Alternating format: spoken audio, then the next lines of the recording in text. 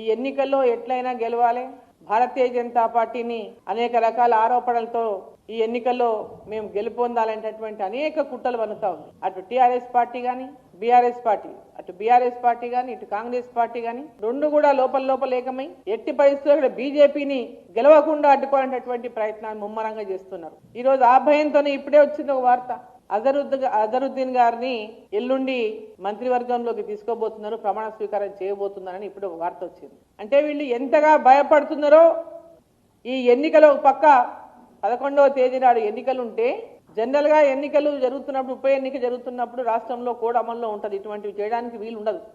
కానీ ఇది Jubilee hills వరకే పరిమితం, ఎన్నికల కోడ్ జూబ్లీ హిల్స్ వరకే ఉంది కాబట్టి మేము మంత్రివర్గాన్ని ప్రమాణ స్వీకారం అజరుద్దీన్ గారితో చేయించొచ్చని ఈరోజు ఎల్లుండి 31వ తారీఖు 11 గంటలకు వాళ్ళు ముహూర్తం పెట్టుకుందనే విషయాన్ని తెలుస్తాం. అంటే ఇదంతా చూస్తుంటే కాంగ్రెస్ పార్టీకి వాళ్ళకు ఓడిపోతామనేటటువంటి భయం పట్టుకున్నది. ఖచ్చితంగా కాంగ్రెస్ పార్టీ ఎన్నికల్లో ఓడిపోబోతున్నదనేటటువంటి విషయం కూడా స్పష్టమైంది.